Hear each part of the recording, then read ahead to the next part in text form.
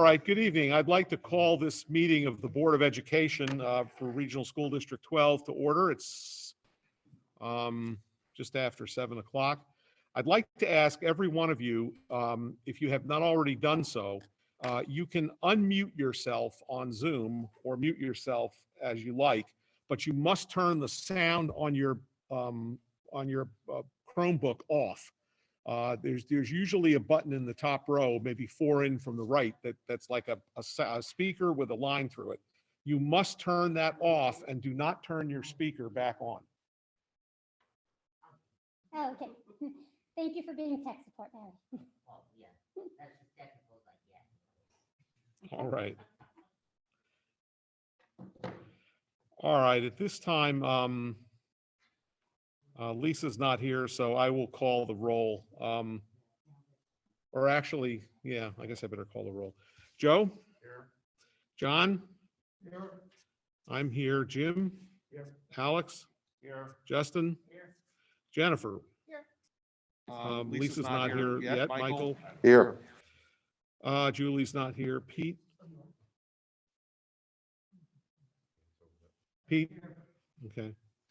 And Mary? Okay, so we have 2 missing at this point. All right, at this point, I'd like to ask if there's any public comment on agenda items, matters on the agenda this evening. Are those going to come in through this or from the room? We can watch for both right now.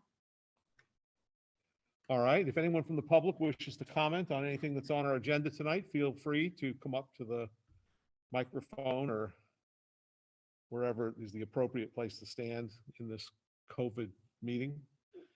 Okay, hearing none, we'll move on to the consent agenda. There are 3 items on the consent agenda: the public district budget hearing minutes of March 29, the special meeting minutes of March 29, and the Board of Education meeting minutes of March 29. Does anyone want to take any of those items off of the consent agenda? I've got just one correction. All right, which item is it? We'll have to take it off the agenda so we can fix it. It is just the minutes of the meeting of the 29th. The regular board meeting, C, 1C. All right, without objection, we'll take the Board of Education meeting minutes of March 29, 2021 off of the consent agenda. Is there any other item on the consent agenda someone wants to take off? All right, go ahead, Alex. Yeah, on page 4 at the very top, the representative from Charles. Unmute yourself. You need to unmute yourself on the screen on Zoom.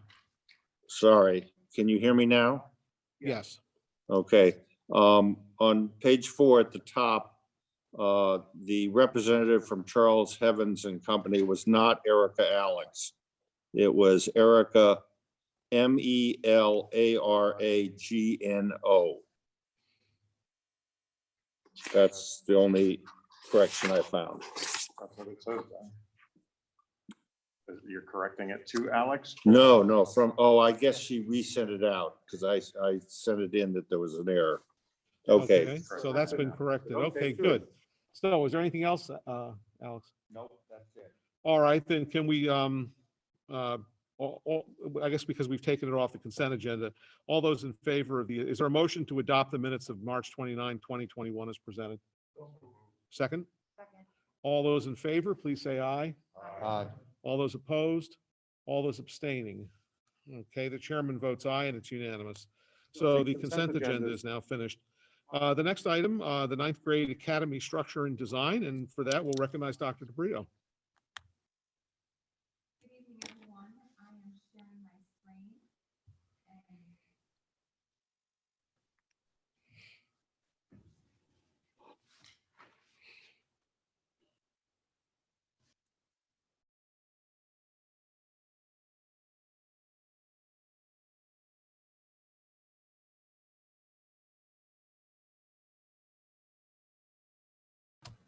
Okay, that took a little while. I'm sharing my screen and I have unmuted myself, so hopefully you can see my screen and you can hear me.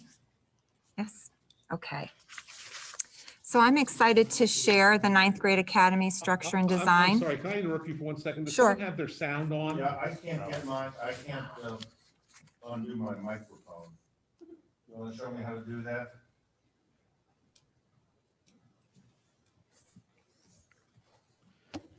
Need a simpler device. Do I have to go to settings? Really just a box.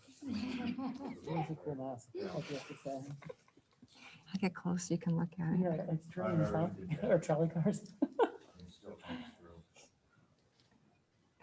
Sorry, guys.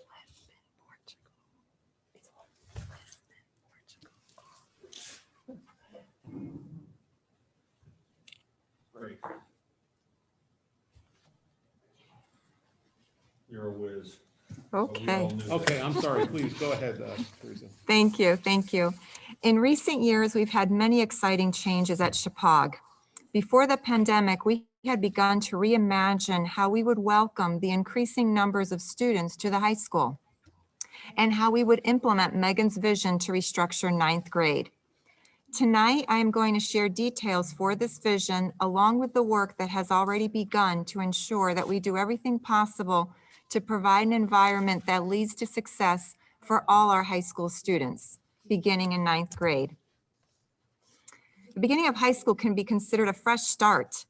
Students look forward to the excitement that the next 4 years will bring, and we have been working on putting a system in place to ensure that every student thrives. The Region 12 Ninth Grade Academy provides many benefits to both students and teachers. I'm going to describe a few assurances that are integral to this model for students and teachers. Ninth grade teachers will teach the same students as is similar to the middle school team structure.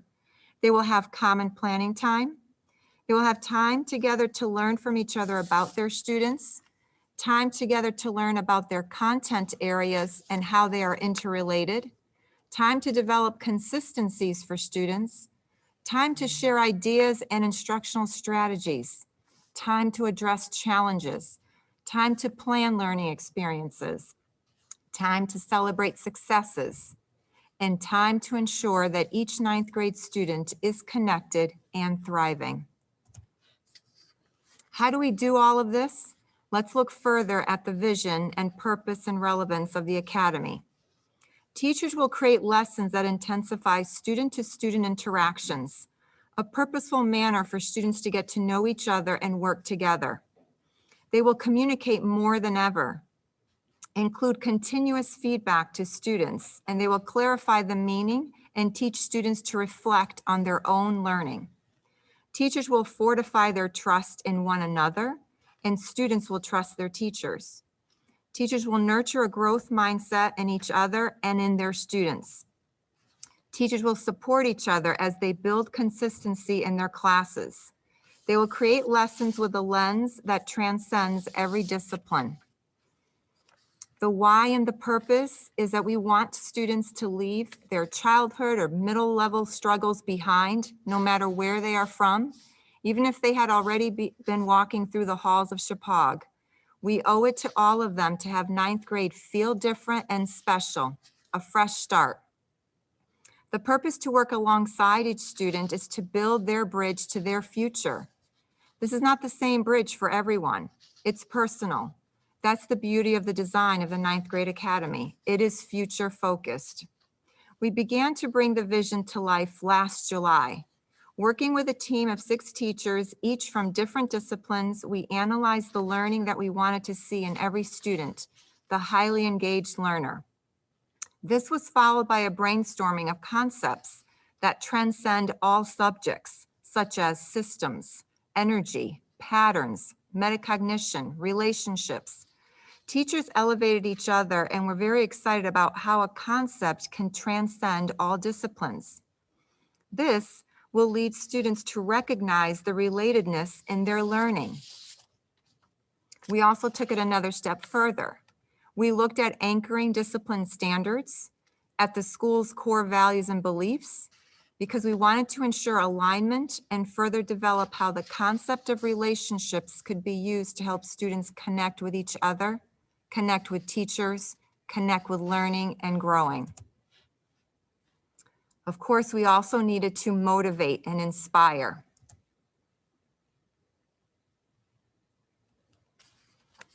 We know that school can be hard, and we want students to feel that they are supported and nurtured, and that every step counts. All the hard work matters.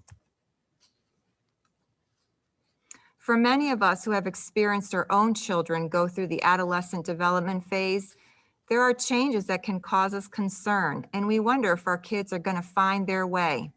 Teachers understand this as well, and that's why we also focused on building tenacity in our students so that they wouldn't be afraid of not understanding the work at first, but that hard work is necessary and it will pay off. And finally, the adults needed to lean on each other. We wanted adults to feel inspired by each other and to forge ahead and not be wary. And the time that they will be allowed during the school day to do just that will ensure that the success of the academy. I have to say that even during the pandemic, teachers welcomed the opportunity to start to design the 9th grade academy. The pandemic may have slowed us down, but it did not stop us. And it will go into full implementation this coming fall. So I'm happy to answer any questions, but that's just an overview of the purpose and the work that's already begun. Questions? Peter? Pete? So Thank you. what are we doing now that this would improve on compared to what we are doing now? So the question is, what are we doing I now? mean, what's the difference between the structure you're trying to sell us on in reference to what we're doing now? The number one is the schedule. The teachers do not have this collaboration time. Teachers do not have a structure in place right now, especially with the restrictions of the pandemic and how we have half the classes one day and the other half the classes the next day, and all of that to address the concerns of this year. There was no way that we could provide the structure for them to be able to collaborate in this fashion. Now, you're using the word academy, Yes. which sounds uppity. I mean, what's the? Well, you're providing like a school within a school. You're providing a very focused mission for 9th graders as they enter high school. It is a gateway to their future. And we have a lot of students who are new to us as well. So we want to make sure that it feels unlike school from before, that they recognize how special it is, and that they value the learning that will take place. Okay. I got-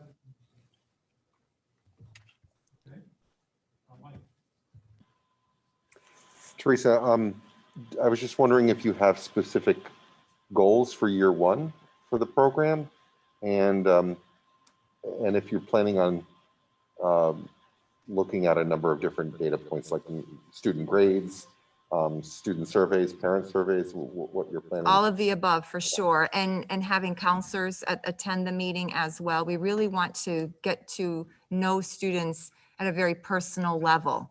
We want to know where they're successful. If there are areas in classrooms where they're not successful, that teachers are able to collaborate immediately and find those strengths so that students can look at themselves as having assets as opposed to having deficiencies, and we can build them up. So it's a very focused, intense endeavor.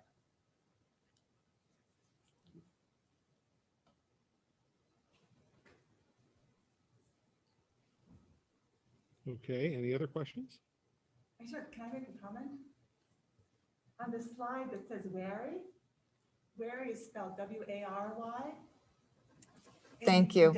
And wary, W-A-R-R-Y means to curse.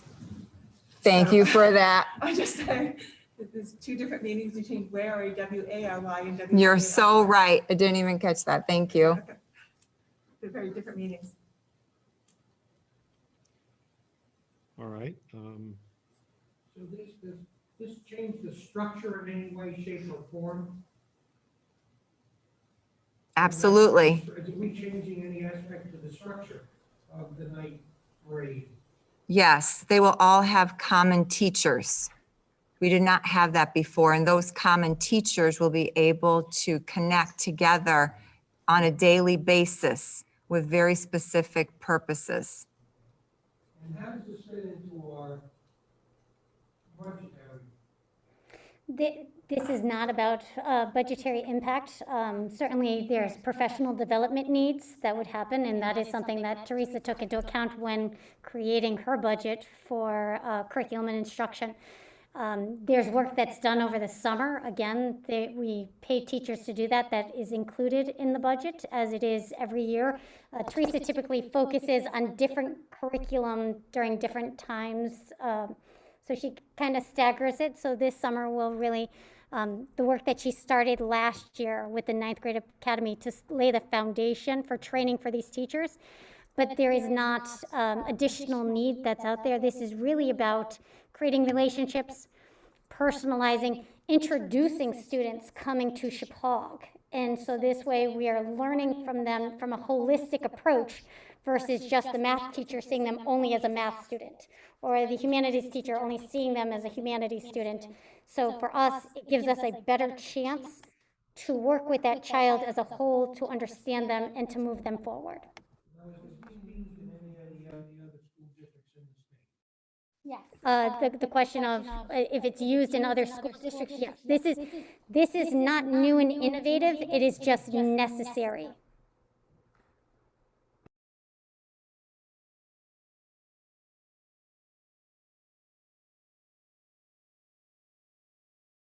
I'm unmuting myself, so it took me a delay. Success will look like us having ensured that students have a go-to person, that students know what their strengths and weaknesses are, and that they do persevere through their learning, even in courses that might be a bit tougher for them. So that's what we're looking for. We're looking for them to have such a successful 9th grade year that they're already getting excited and planning the years to come. Okay. And when do we expect to see this? When do we expect to see Implementation in the results? fall. In the fall. We expect to see results right away? Well, the process will be in place. So the teachers leaning on each other and collaborating, they've never done that before. Right, but when do we expect to see results of this? Hopefully on a daily basis. It won't just be a snapshot in time. It'll be regularly happening for students, whether they're having ups and downs, and we can get through those situations for each student. That's where the success criteria will come, that everyone will be passing at the end of 9th grade, and anyone with struggles, they were able to overcome them, and that we support the students. So on a day-to-day basis, is it going to look different for students, significantly different? I mean, they're going to have common teachers, They'll have common teachers, and there are thread lines throughout the courses, like the concept of relationships. And how do relationships impact our learning in mathematics? How do relationships impact our learning in science?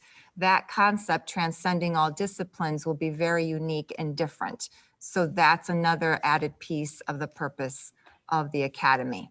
It's not just common teachers. There are many layers into the instruction that try to build that interrelatedness. Okay. Can I ask another follow-up question? Yes, and then Pete. Just on the same, that same idea of a kind of a very measurable goal. You mentioned 100% pass rate for 9th graders moving on to 10th grade. And that's a lofty and commendable goal. Are you looking at a bump in their average, like the class average? In other words, if the class average over the last 10 years has been a 3.0, I'm just pulling that out of, I have no idea what the freshman class average would normally be, but let's say it's a 3.0. I know we have a different scale here, but whatever the scale is, are you looking at some kind of an incremental bump next year with the implementation of this program? We haven't identified a target, if you will, but we are looking to ensure that all students are having success. And like just to say, because I'm going to piggyback on what Teresa said, I also think that this year we're hearing that we are creating different grading scales within Chapag. So I also would need to control for some of those variables when we're doing some of those comparisons year to year. So I think average may create too many distractors as we try to evaluate for the success, but I think, and as we look at what are the proficiency rates and try to isolate and create that. Next year may actually be our baseline. The moment that we don't have COVID and we try for this to see, as we're learning and growing, what does that mean for years to come? So I would say I would be hesitant to evaluate the success of this program at the end of next year. That's what I think we're aiming for.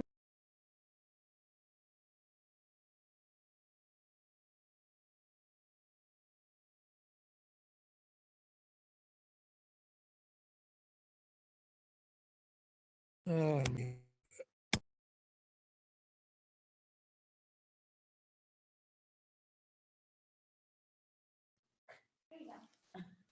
yes, that's what my wife uses, the same formula. So my question is, so when you move on to the next grade and the next grade and the next grade, using this formula, how does it format into the moving on to the further grades? Are we going to change some aspect of 10th or 11th or 12th? No, this is about the indoctrination into high school. Okay, I think okay, that so you're focusing on now, We are- and I've we are- got a we better are. understanding. This is the introduction to the high school. Okay, I didn't get that. And students, as they go through their high school year, start to branch out and take other courses. We can't ensure that they're all in the same course. They start to mix with upperclassmen as well. So the gateway is really receiving them in Now- ninth grade. Now I understand it, okay.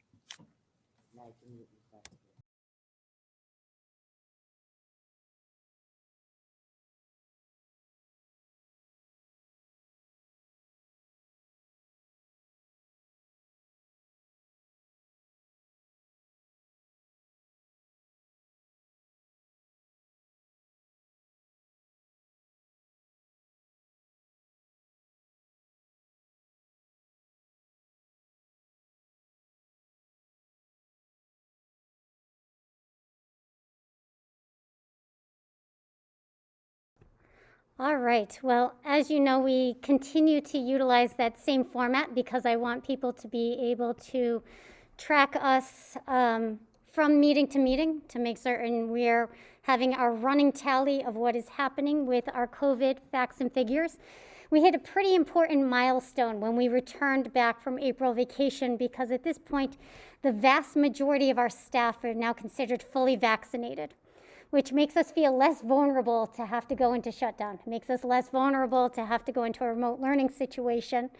Our students and our staff, once they are fully vaccinated, so that is 14 days since their last vaccination, would then not be brought into the quarantine requirements. So it does give us a lot more hope, a lot more optimism for being able to have some normalcy in our school days, for parents to be able to start to depend on sending their children to school day after day.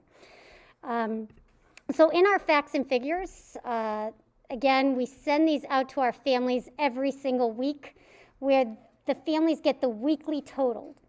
Who is put into quarantine during that week? Who is diagnosed with COVID for that week? So thus far, when we look at our facts and figures, you continue to see what is our running total. Chippewa Valley School does have the biggest impact. That continues to remain true. Before we went into April break, I will tell you, Washington Primary limped into April vacation. It was after we had to do a shutdown of the REACH program. Then we had a grade level that had to have many students that were quarantined. We had staff members that were. But I have to tell you, it was the organization of the Washington Primary leadership under Emily Judd, coordinating, getting some staff teaching remotely, utilizing staff differently. We were able to make it to April break. And I was quite happy, and I feel like I had to knock on wood because last week I did not have to do a single COVID announcement that we had an infection, which gives me hope for a greater future. So some updates that I just want to make everyone aware of. I have been told by the Department of Health it looks like students ages 12 to 16, and I say students, I mean all children, ages 12 to 16, they're anticipating Memorial Day approval to start getting vaccination for students as young as 12. And they are anticipating under 12 around the timeline of August. All of these are tentative that we're watching for.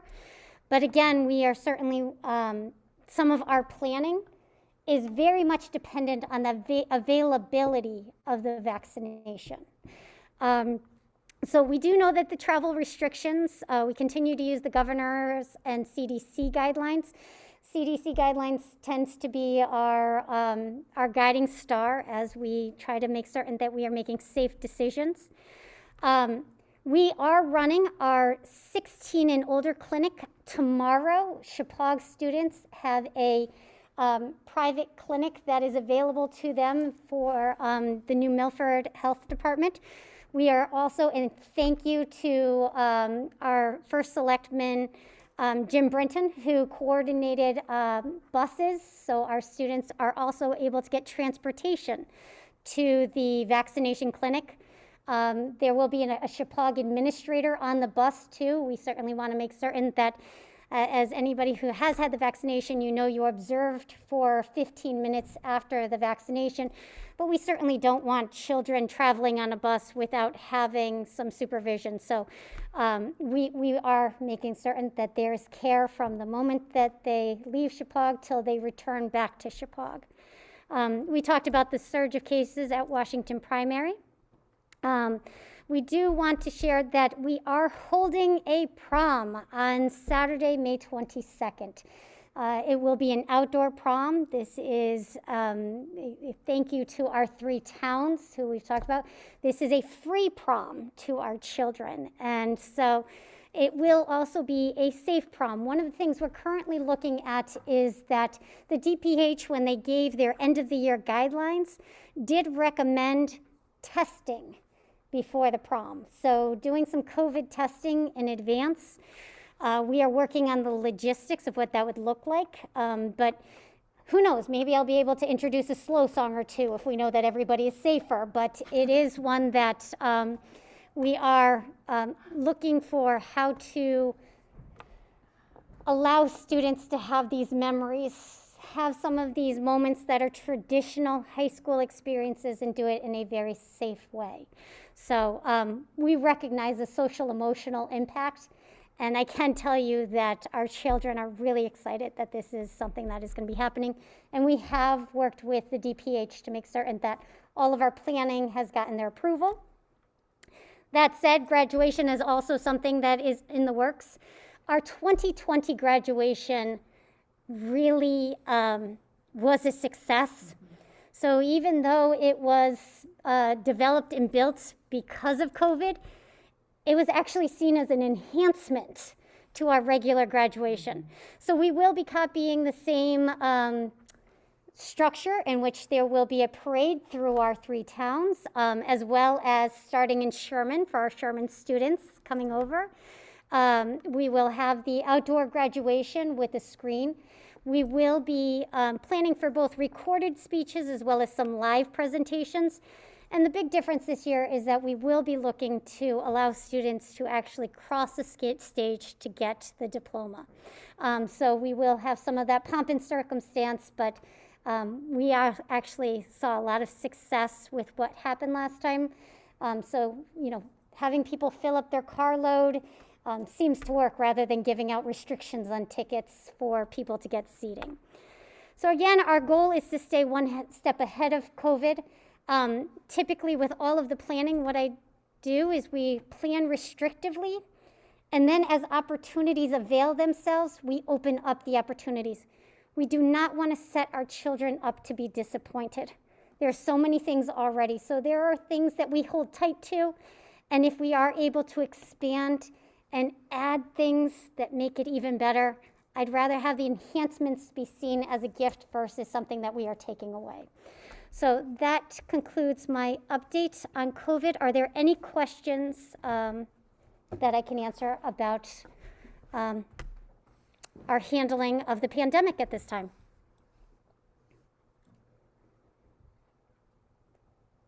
Okay. Keep up the good work.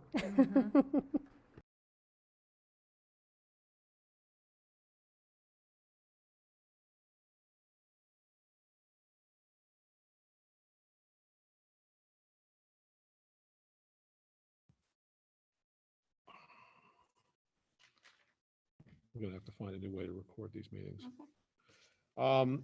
It's very interesting, but, I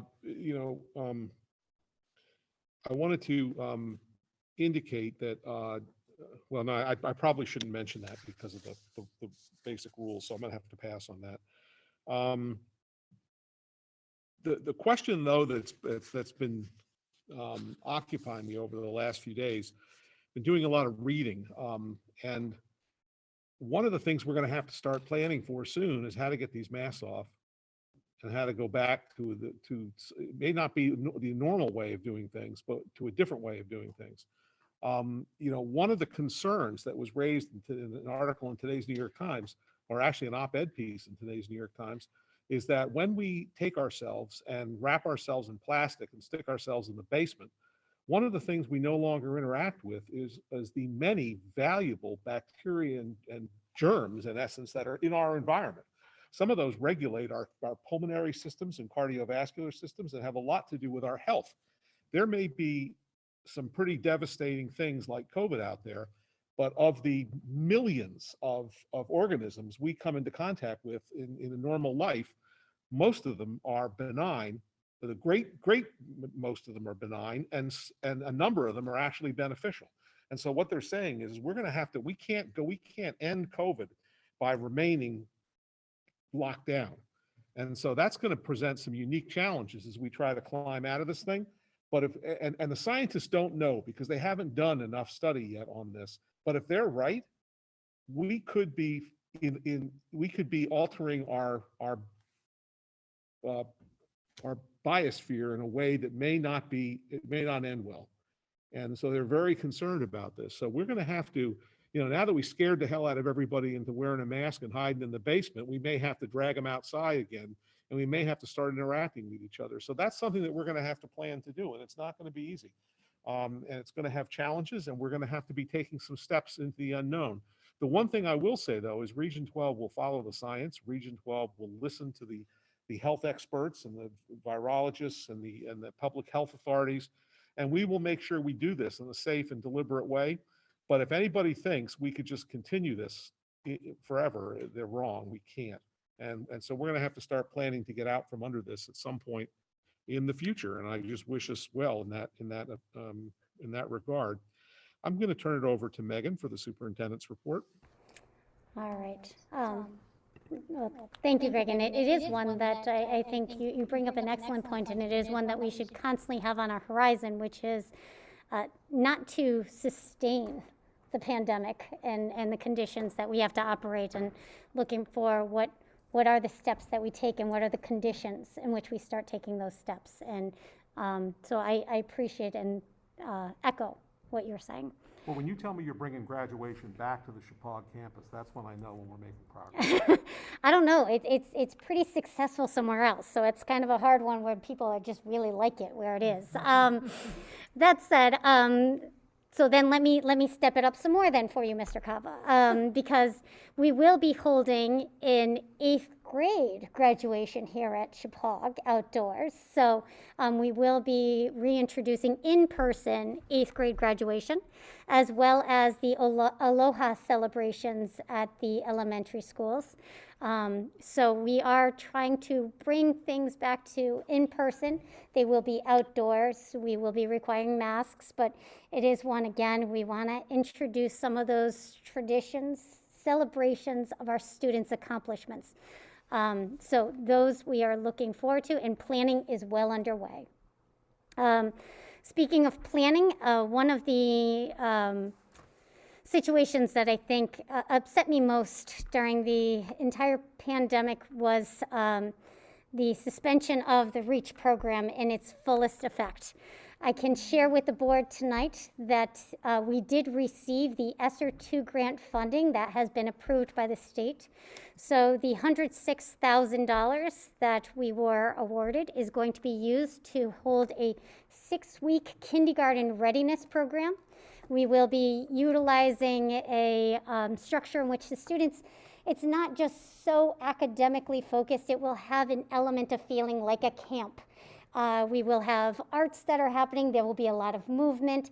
There will be exposure to letters and numbers and practice writing names and doing things outdoors and exploring and taking turns and recognizing some of those routines that come with school.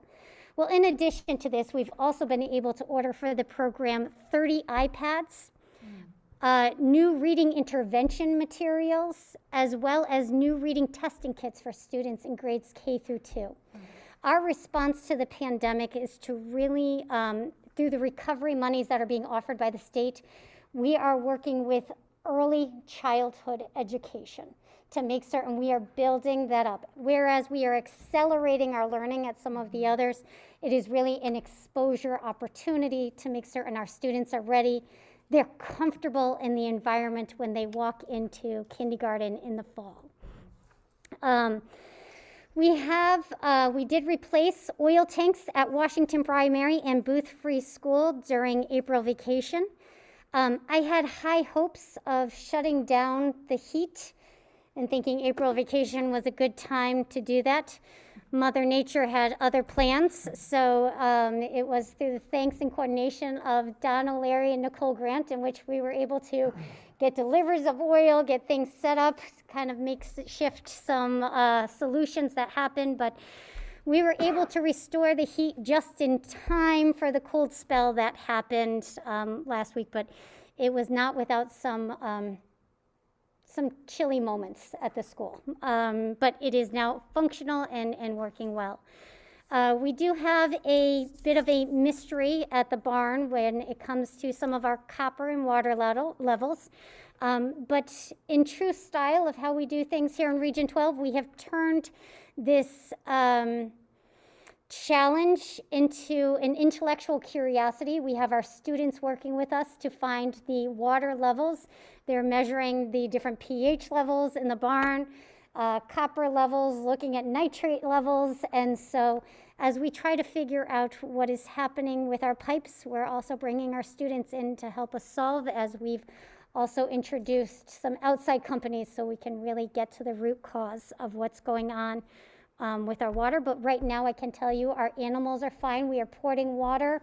They are getting safe, healthy drinking water, but it is one in which we are taking some extraordinary measures to make certain that is happening. Additionally, I want to share that we did have a bit of a dismissal issue on last Wednesday. The tornado made it a little hard to run buses. So what we did is we had the children just shelter in place. They remained in the school. We had our bus drivers come into the school buildings with us, made certain everybody was safe. It was about a 15-minute delay from our normal dismissal time, but I want to thank our families for also being willing to be out at the bus stops. We made certain that every child was handed off directly to an adult and everybody was safe. So, you know, again, this comes down to our community recognizing that extraordinary efforts are made to keep our children safe each and every day. For those who do not know, we've shared Kim Gallo's retirement announcement. We held our second round of interviews for the candidates. Those were held on Wednesday. We will be looking to hold and announce the next principal of Chappaqua Valley School during a May meeting, whether or not we hold the May 24th meeting or we hold a special meeting in order to make that announcement. That will be forthcoming. Additionally, for those who'd like to mark your calendars, tomorrow night is the Agri-Science Awards ceremony. So our Green Thumb Awards, students working hard, the animals, and the recognition of their work this year. So that will be tomorrow at 7 o'clock. That is a fully virtual program for anyone who would like to join. I also want to take a moment to congratulate two of our athletes. We have Owen Hibbert and Brooke Donaghy, who were selected to the All-Star First Team for the Berkshire Leagues. This is Brooke's second selection, and this is Owen's third. And I just have to say, again, recognizing that this was a challenging season, seeing the accomplishments of our kids, it is a true testament to their perseverance during some of the, they did it without fans, and they still wanted to score because it felt really good. So, congratulations to both of them. That concludes my updates. Are there any questions before I get into personnel changes? John? Greg's comment concerning masks prompted a few thoughts and a question. Especially after 10 months of our elementary school students wearing masks. I mean, you hear more and more in the media about the psychological and emotional effects that mask wearing is putting on these students. How are our, especially the lower grade students, how are they affected, or there's their performance or behavior I'm changing? I'm going to say to you, we did at each of the elementary schools, part of what the principals did for their evaluations this year is they actually measured the students' emotional happiness. And I can tell you what started in September as just really happy to be here, willing to do whatever it took to be in school. When you ask them what their biggest wish is, it's to not wear masks anymore. But I can tell you our students they play at recess, they play noodle tag. There's definitely elements of childhood. It's just, we don't want to introduce so much fear all the time. And that also comes with, there's a psychology that happens with COVID. It is absolutely there. But it is one where we have to do this gradually, safely. We'll work with the DPH. I know for us, we know there's an element of closing the social distance and then removing masks, but each thing is gonna come with a gradual release to return. Your statement of, are we seeing more students break down? I don't know that we have more students breaking down, but I do think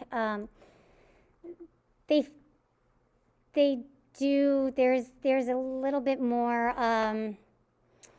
trepidation would be the best way to say it. Like interactions are not as smooth as it used to be. I think, we've gotten a lot into, if you went to a Region 12 classroom last year or, before the pandemic, kids would, a lot of times they didn't even raise hands. It would just be pinging. And you've gotten into a lot more formalities, some lockstep in order to make certain that kids are safe and functioning, but it does lose some of the personality. Pete?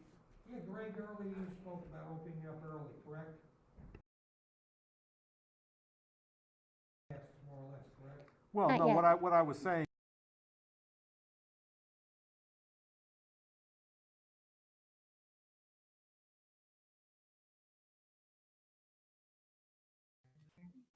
We should check.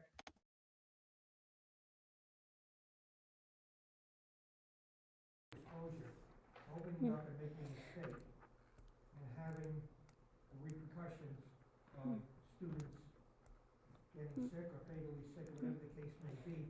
I have yet to hear on television when I watch this issue, just what exposure boards of educational systems have by opening up, and the desire for opening up is everything. Everybody wants to open up businesses, schools, you name it. Is there legal exposure?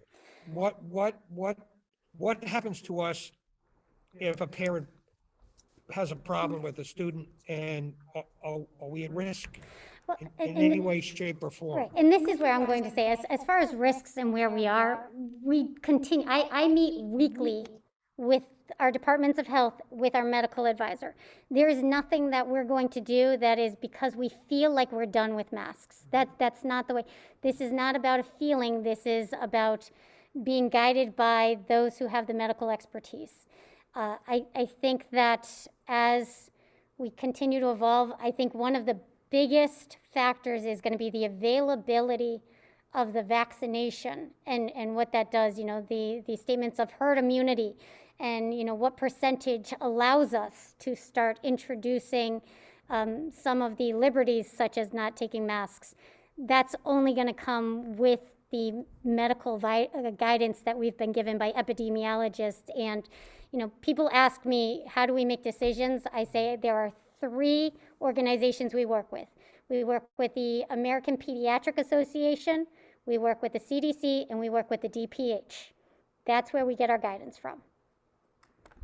And Pete, the other thing I wanted to stress though is I don't think we're going to be in the position where we can even consider that de-escalating the situation until we have universal vaccination of all children in our region.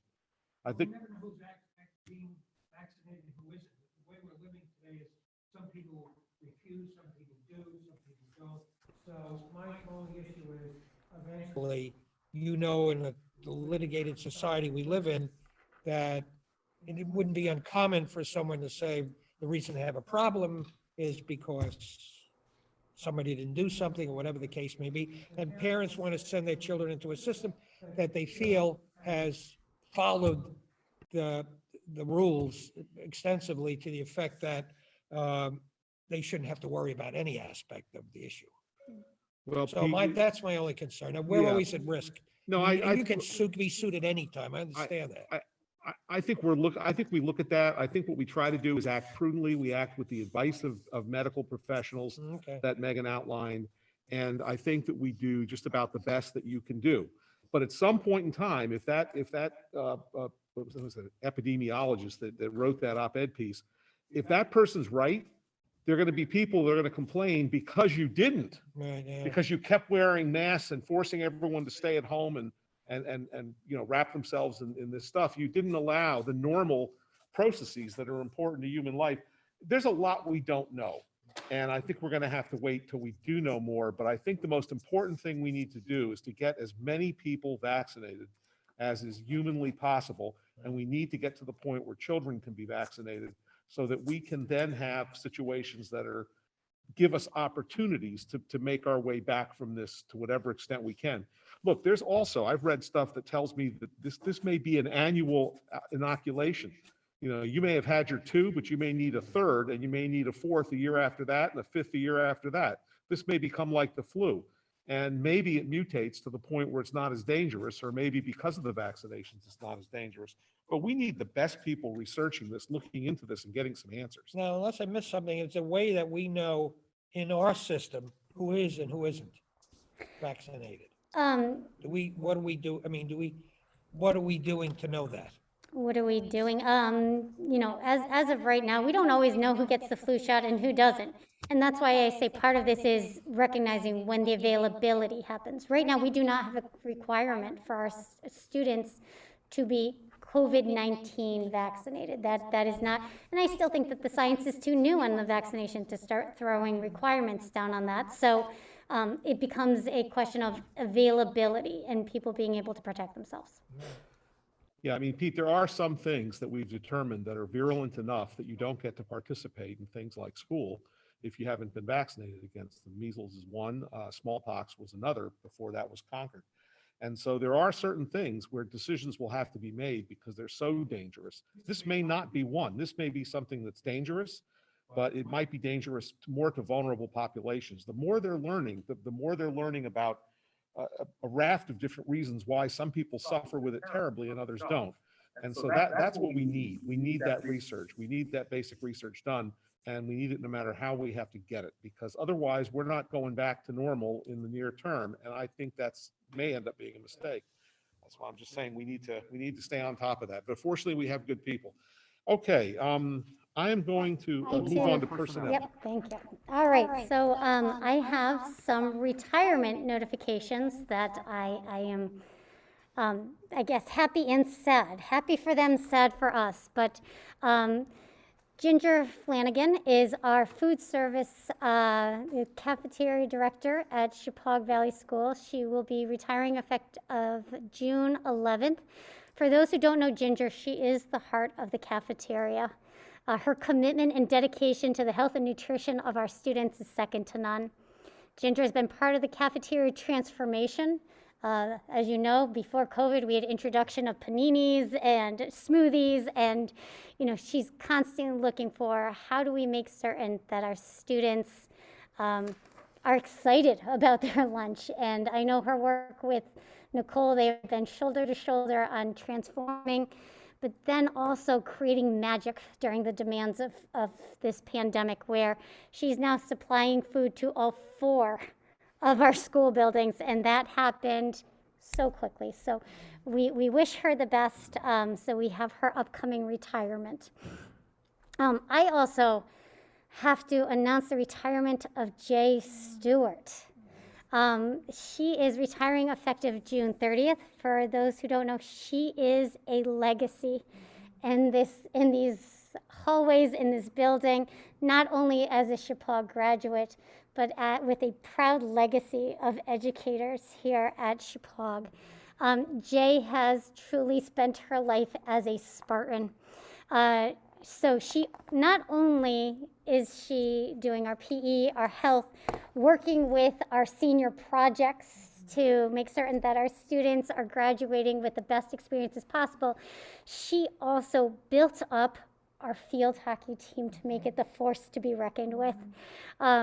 Again, she pushed everyone and made being a Spartan something that was, it was not just her dedication, it was her passion. And so we know we are not as cute as the new grandbaby. We're not going to be. So we wish her well in retirement and spending time with her family. But we will enjoy her last moments with us here at Chippewa as our PE and health teacher. Yes. We have a long history here at the board of accepting resignations like Jay's with regret. And I just wanted to second everything that you mentioned about her. A consummate teacher, a fantastic coach, but what always impressed me most was that she's just such a warm human being. And so if you could just express that the board accepts it with regret, but with joy for her, because I'm hoping that the next stage in her life is as rewarding as I'm sure her education career has been. I am happy to relay that message. Okay.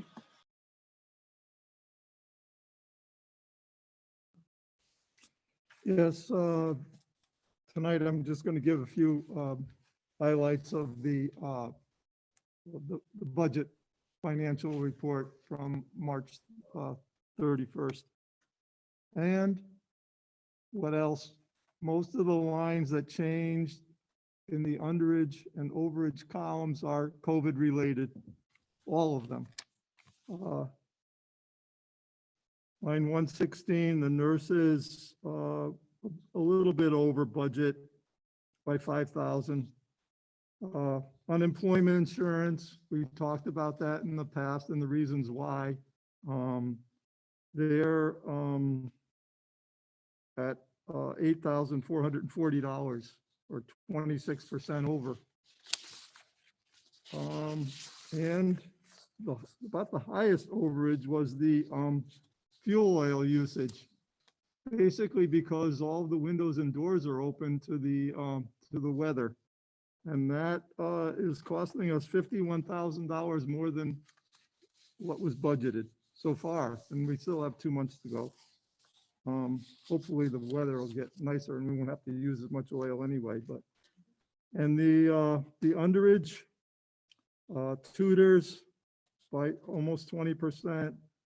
Sports activities, which there's been a reduction in the amount of the coaches and the stipends related to the sports. The sports officials, obviously, if you don't have many games or practices, you don't need the officials. They're 40, well, no, excuse me, that's without the encumbrance, but and the field trips, the reduction in the field trips and the late buses and the transportation associated with the athletic program is 86, right now, 85% under budget. And the grand total is, we're running with about a month and a half to go, we're running 11.27% under budget, about $2.5 million. So hopefully that bodes well for the end of the year, where we'll have some money to put in the 1% fund. Coincidentally, I have been over the past 3 weeks with Nicole's tutoring, I have learned a lot about the 1% fund and the bond rating. The 1% fund carries a 20% weight in the formula for determining our bond rating. And that it's the ratio of the amount of money in the 1% fund over the entire revenue of the school system, which is about 26 million. So that ratio determines a rating in and of itself, which is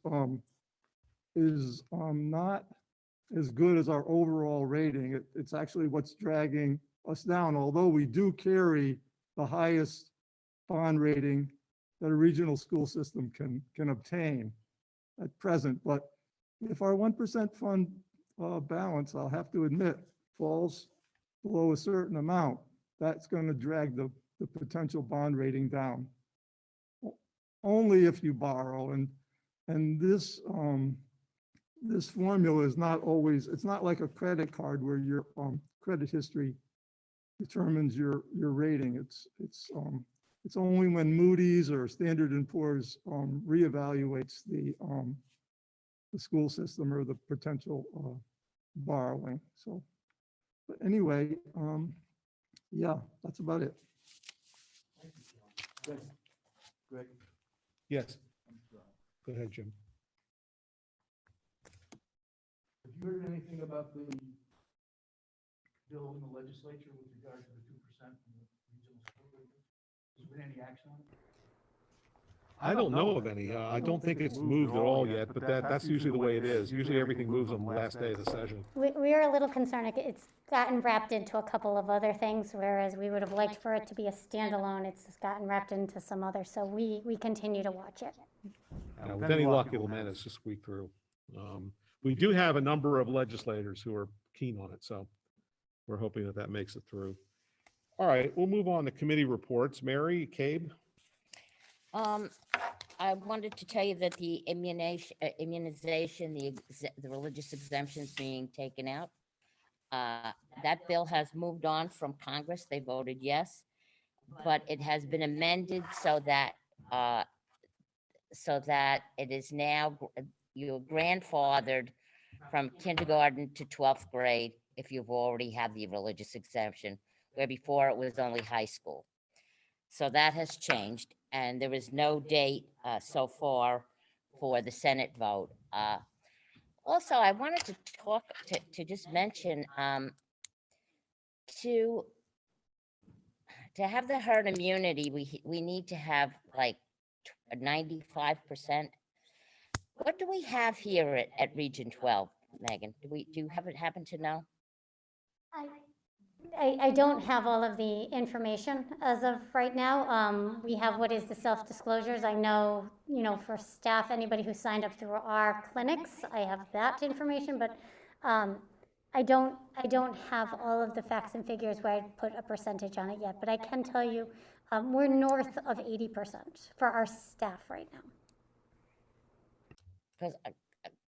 Because right now, this exemption right now is for measles, mumps, and rubella. That's the immunization they're talking about. And just recently, within the last few days, there have been 2 measles active measles cases in Connecticut. So I'm a little bit more worried about this than maybe I was last week. I'm sorry. I was thinking COVID. You're talking about our immunization, Yes. and I'm so sorry about that. We do have,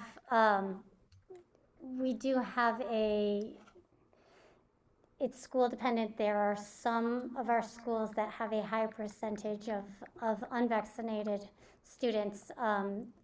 One of our schools as high as about 19%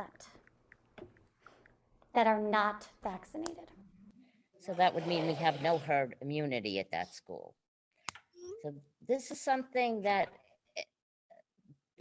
very important, because I heard people talk about, well, we could just close the schools down if somebody gets the measles. They want to do what we're doing for COVID for measles, mumps, and rubella if somebody gets measles or rubella, and they're not thinking about this scientifically. I can tell you that. It's mostly like, I will do this and I will do that, and I heard, and they're not listening to the people at Yale, the people that we have right here, the world-class doctors and public health officials. They're not listening to them. They're listening to people that are making billions of dollars on the things that they can do for immunity, supposedly, instead of listening to the doctors. And I'm just hoping that this bill does pass. That's all I have to say about that. Okay. Anyway, well, the only reason why I bring it up is because CABE was actually for this passing, so that's why it comes under the CABE for me. Also, there's the May webinars are Leaders in Action, and they take place from 12 noon to 1:15 when they happen. On May 3rd, it's Names Matter. On May 5th, it's Preparing Students for the Future, addressing the learning gaps. May 6th is Public Education in 2021. And on June 14th, there's the legislative wrap-up. So we should know everything we need to know by then. That's it. Okay, thank you, Mary. Mike, curriculum and education programming? So tonight you heard Teresa DeBrito's presentation on the ninth grade academy structure and design. And if you look at the upcoming meeting schedule, we've got 2 more curriculum and educational programming committee meetings coming up before the end of this school year. Okay. Very good. Alex, finance and operations. Okay, first, can you hear me? Okay, good. I finally figured it out over here. So on April 19th, we had a meeting, and all members attended of the F&O committee. We went into executive session to talk about some issues that the F&O felt that they should be involved with. And I don't want to go into any detail on that right now, but I just let you know we did go into executive session. We then reviewed the general ledger, which John has spelled out pretty well. The one thing about the general ledger, which is a little ironic, is you get a bill and you pay it in April, but it was for March. So there's a lag of a month on some of the bills. The things that are encumbered, there is no lag because they've already been taken into account. The 1% fund came up, and there was some talk about that contribution to that. Hopefully, it is a 2% fund by the end of the year. And then we can, if we have some leftover cash, we can put it in there. Don O'Leary is in the process of preparing RFPs to go out for the work that we're proposing to do before this coming fall. There's actually, I think there's going to be a walkthrough for the bidders on May 7th. that was everything that was on the agenda. But at the end of the meeting, Pete brought up a very interesting issue, and I want to just broach this quickly. The world is changing very quickly, and particularly with respect to energy. And whether we're going to have to at some point consider solar, geothermal, or some other form, I think it's something we should be thinking about, not tonight, and not even necessarily this year, but in the near future, we should be thinking about how we're going to become more energy conscious, and hopefully before we get regulated and told what we have to do. Hopefully we'll have a plan drawn out and be able to think about that. Anyway, that was it. And our next meeting is May 17th. All right, thank you very much.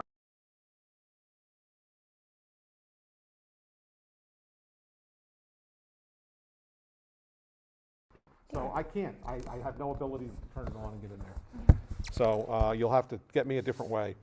Jim, labor negotiations.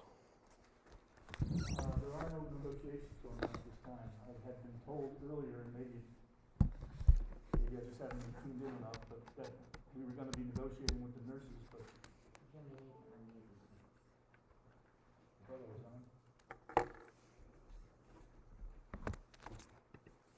There are no negotiations happening.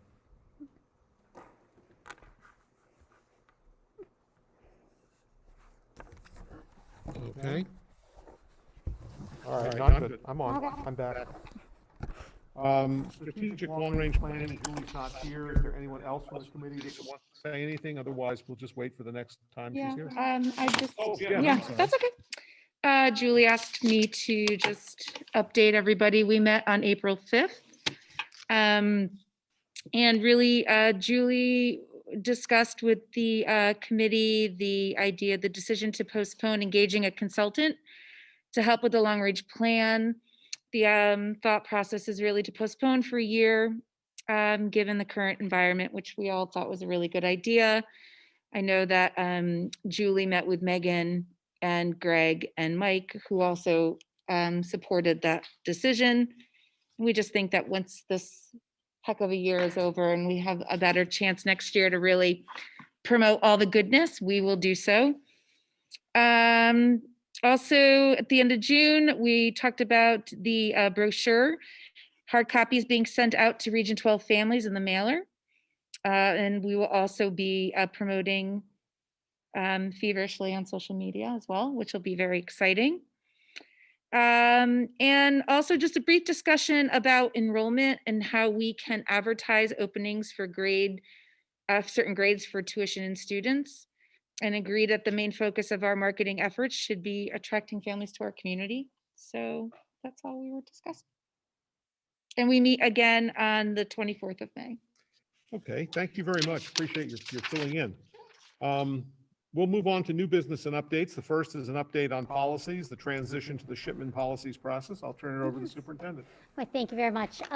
So to dust off everybody's memory, we had made the decision that we were going to shift from CABE's policy to Shipman and Goodwin's model policies. And the reason we were doing that is that we are represented by Shipman and Goodwin, and so defending their own policies seems to make a lot of sense. And we knew that we were going to make this change over this year. As a board, we made the decision to hold off because, quite frankly, we did not have the bandwidth to really go through and make certain that some of the policies that Shipman may not have, that are policies we need. One example I'm going to give you to you is our tuition in policy is something that we may need to retain. So we're currently going through the process of finding policies that are not currently within Shipman's model policy. So that way, when we come together as a board before we go into the summer, we are going to hand you that packet. So we've gone through the entire policy, like we've gone series by series. So that way we have our comprehensive Shipman Goodwin being the guiding principles for our policies. and certainly filling in and supplementing where we need to with policies that are already in existence. So it gives us a chance to review, look at it in its totality, and so we will be doing that in the near future. So I didn't want anybody to think they are laying dormant. We are certainly evaluating to make certain that we recognize some of those supplemental policies that we need for our own operations. So that will be showcased and shared with the board by June. Okay, thank you.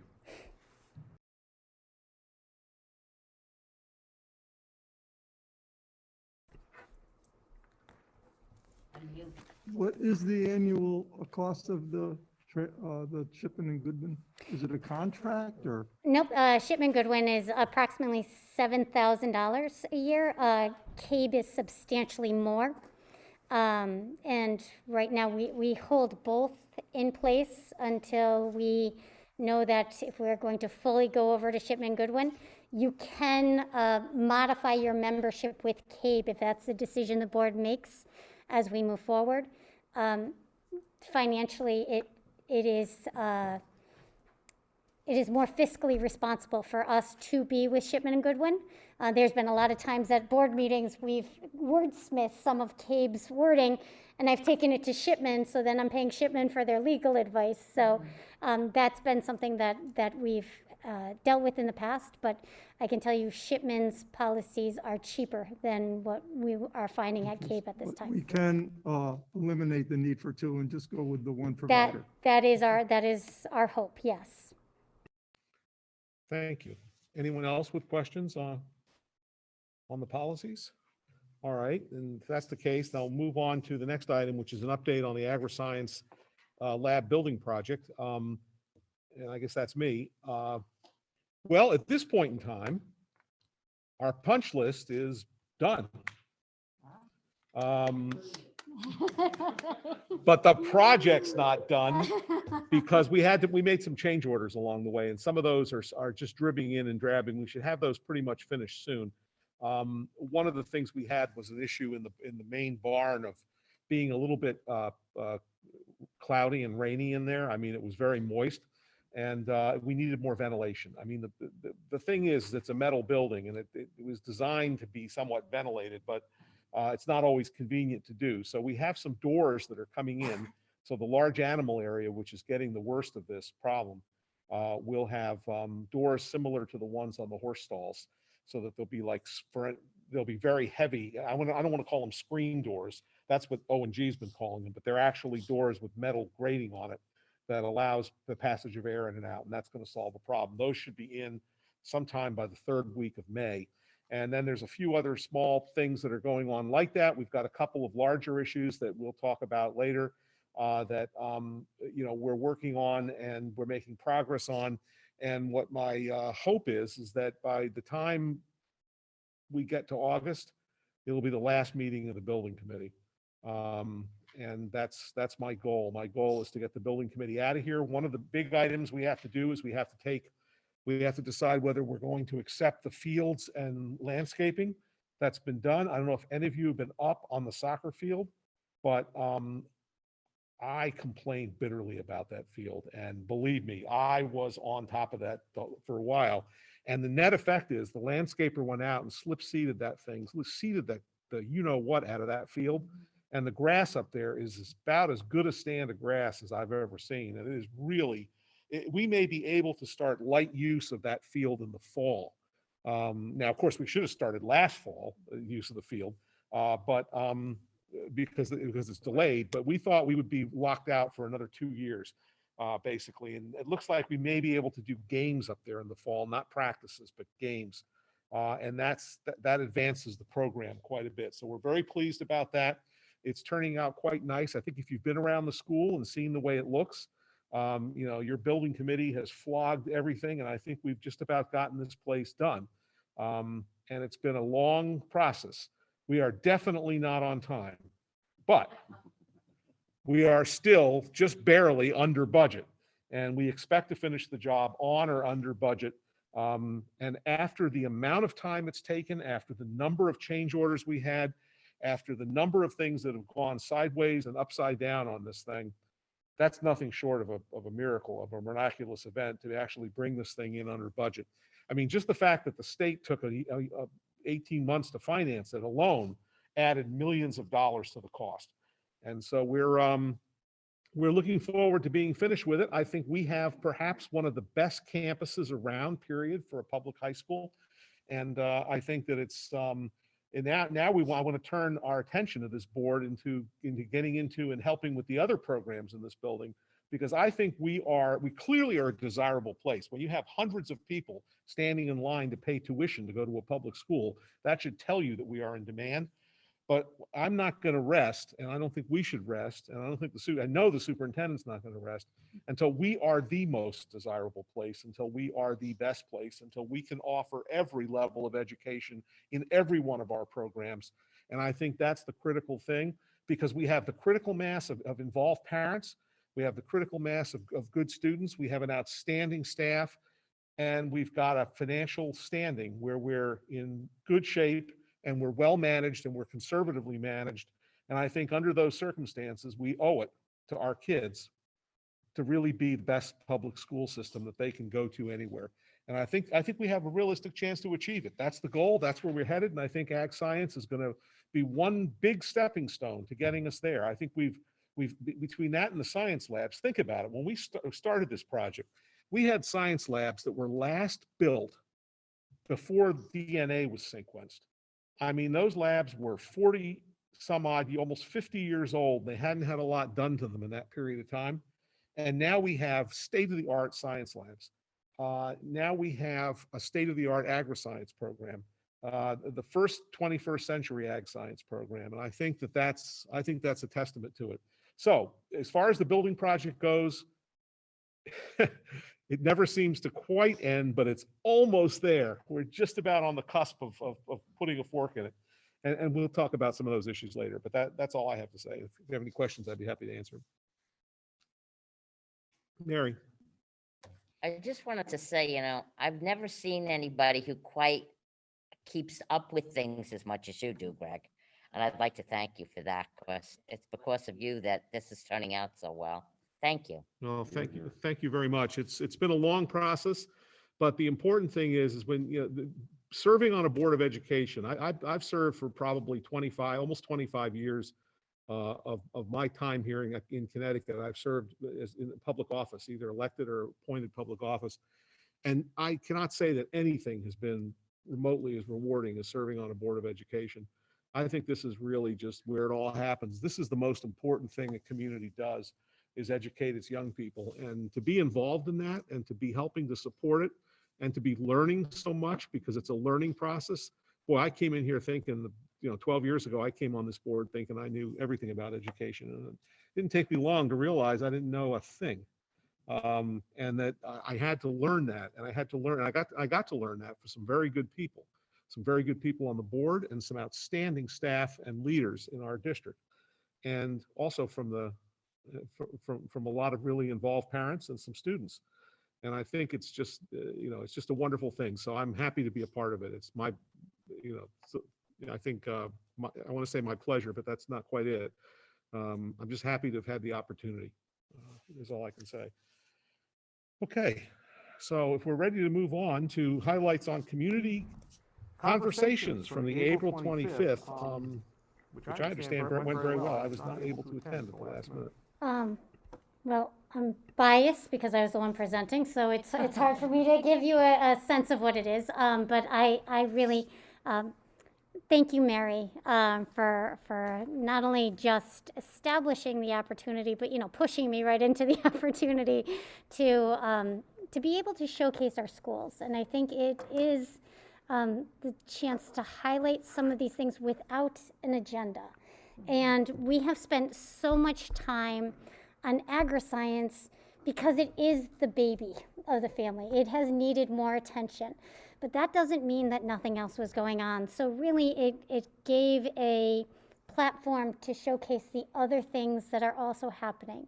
So I'm not going to go through the entire presentation, but I certainly want to say we talked about the comprehensive approach to education And it's not about putting more effort into sports and less into arts. It's about bringing up the water altogether. It's to make certain that we are highlighting what our students need, because our students have such different needs. We want to give them everything, but that comes with balance. So gave them a background of our schools to make certain that everybody knows what has happened. I don't need to bore us with some of these things, but also highlighting the different programs that we have happening within the building. And one of the things that I do have to share is that I'm very proud, and Greg, you have it here, so I am going to lift our spring booklet that came out. And we spent a lot of time and reach in this booklet because, again, wanting to make certain this program's not going anywhere, and we needed to make certain people were able to see it, but it was actually to the sacrifice of not promoting our Chappaqua Valley Partnership. And Chappaqua Valley Partnership, which is our students ages 18 to 22 who are learning life skills and work skills and these apprenticeships that are happening, I can tell you that our Chappaqua Valley Partnership has been partnering with the Mayflower. Our students are doing some cleaning up there. Caught the attention of the Subaru executives who now want to fund some things within our Chappaqua Valley Partnership program. And so to say this is happening because our kids are doing it. And so that statement of balance, and yet there are so many times I fail to even do the balance when we're showcasing things. So to be able to talk about that with the community was very exciting. And also to share about the tuition in and what's happening, because sometimes agri-science bright spotlight creates a shadow, and so we want to make certain everyone was able to hear. I did share about COVID. I don't want everybody to think it's all sunshine and roses and that, we haven't had some hardships, but also, and as I've said to anybody here, there is no better place to have a pandemic than in Bridgewater, Roxbury, and Washington. There just isn't. But smaller class sizes came because we have less intervention and enrichment that has happened. The hybrid classroom learning environments means that the teacher's focus is not just on the kids in front of them. It's splitting attentions. But from some of these things, we've also had technological enhancements and things that we should pull beyond this pandemic. And so talking about things that we've done to adjust and to showcase. We talked about elementary initiatives. Many of these things you have heard because we've talked about them during budget times, or you've heard about it in your different committees. So whether Teresa has presented on why we needed a new math program and what's happened, we don't highlight that enough with the public. So I was able to talk about that and what the planning was and how that creates continuity between our elementary schools and secondary programs.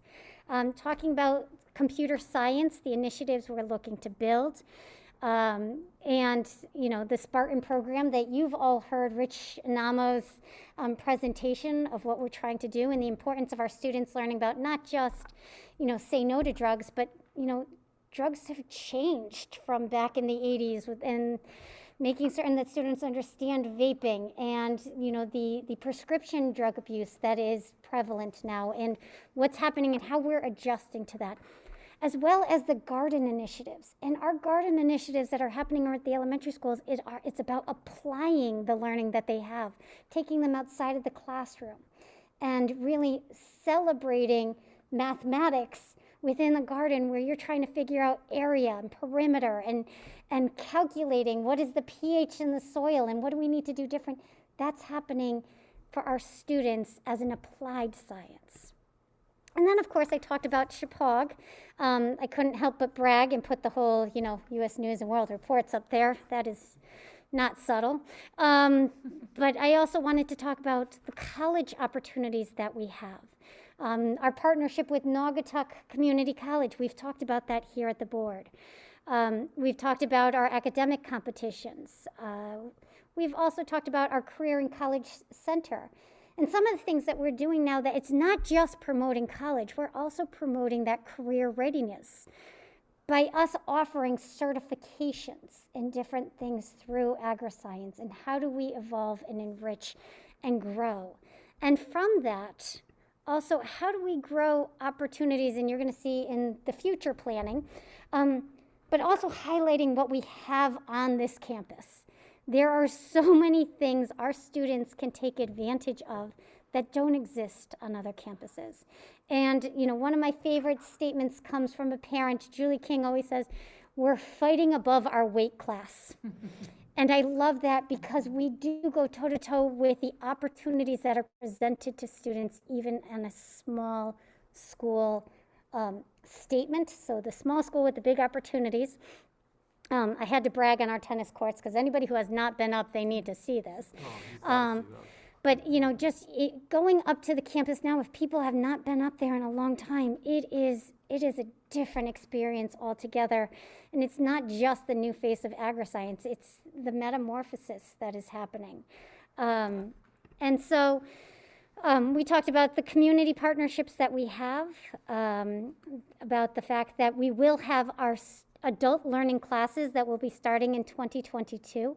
Part of the agri-science promise to our community was also having evening wood shopping class where we can get the adults in the community to come in, having cooking classes. Our students can be the guides and the teachers, as well as animal husbandry, dog grooming. All of these things are going to be things that we're offering up for our community members to be adult learners here at Chippewa. So those things that are forthcoming that COVID has made us take a pause for. But also that statement of, so where are we going to grow from here? And yes, all puns were intended, and it's a bad one. But we have to adapt to our enrollment changes. We right-sized ourselves to be the size we are today. And if we grow, it means that we're going to have to now add to where we are today. So, you know, there were a lot of times that we've seen a reduction in staff because we didn't need. And now as needs grow, we're going to have to shift and adjust to those things. We're going to have to develop the vision of the graduate. These are things that we've talked about within our committees and our next steps. Talking about reviewing the scheduling that is happening here at Chippewa.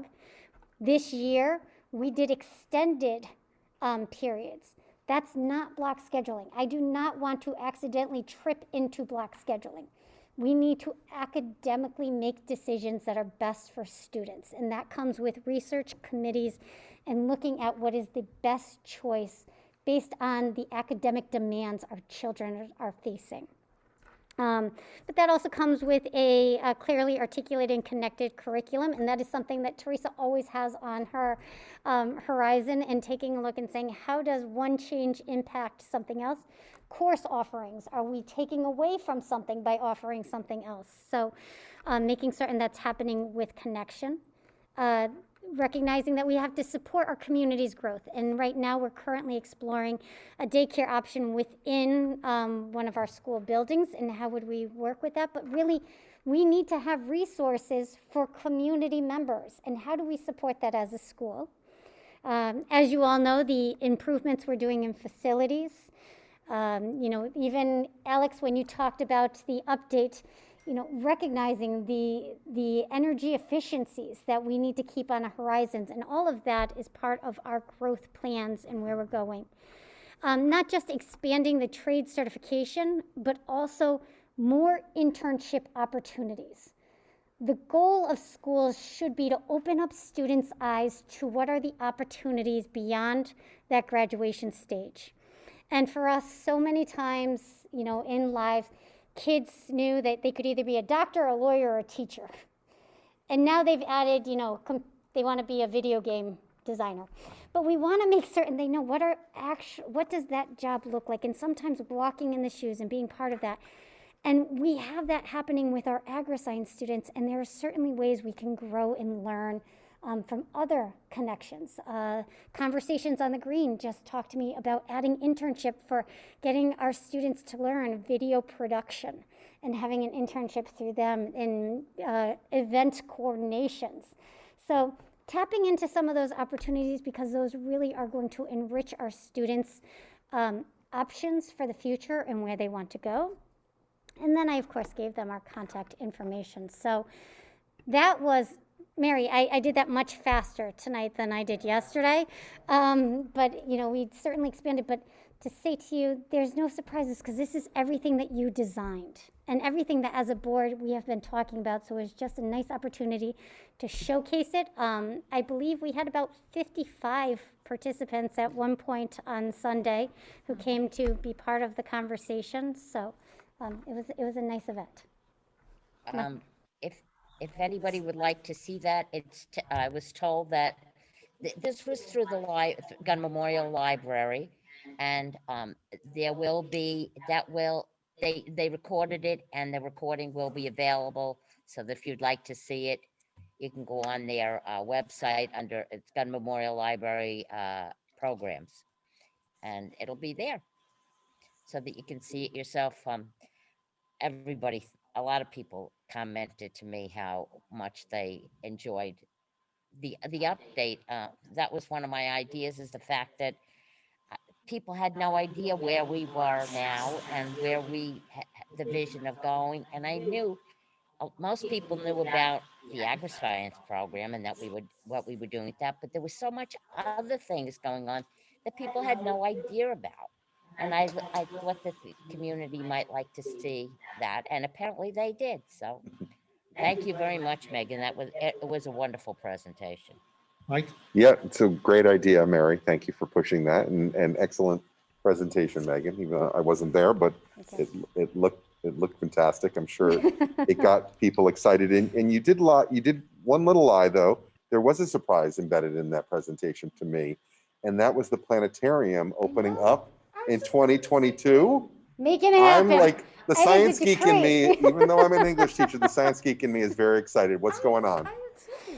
I'm going to say part of this was something that we have talked about, we have planned. I'm not going to say that our board chairman may have had a hissy fit himself too, to say we have this, open it, like get all that junk out of there. And we are certainly looking to do that. It is a gem, so we do have to clear out. Part of what you're going to be hearing about in the next board meeting, we are starting a regular disposal process that we're going to be looking to come to the board with things that we'd like to dispose and get rid of if there's not need. So that way we can regularly clean house. We've become a bit of pack rats. Thank you for giggling and not throwing anything. And so having a regular cycle of us inventorying what we can get rid of, what we can purge, so that way we can utilize these beautiful spaces and opportunities that have been usurped as storage facilities when it really should be something outstanding. I have to ask though, because every time I asked about the planetarium, people said, oh, it's just way too expensive. We'd never be able to do it. No, actually, that's not the reason. The reason we don't use it is because it's stuffed with furniture, Garbage. materials for education, and all kinds of stuff. Chappaq attic. Well, see, the state does not allow schools, for all intents and purposes, they don't allow you to build storage space. Okay, the only reason we got storage space in the ag science shops is because you had to have some place to put wood and metal for the metal shop and the wood shop. And the problem is that if you want to store something, you've got to find a place to put it. You end up having to build a building or put one of these temporary buildings or at your own expense on the grounds because they won't let you incorporate it into school. Now, maybe that's with a purpose because they don't want you to acquire stuff. And we have acquired a lot of things that we really don't need, and we ought to get rid of it. So I'm really excited to hear this because I've been beating this drum for a while. That's a splendid facility. Absolutely splendid facility.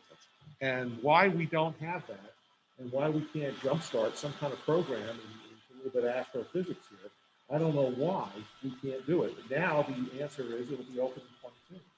So I intend to hold the administration to that. Mary.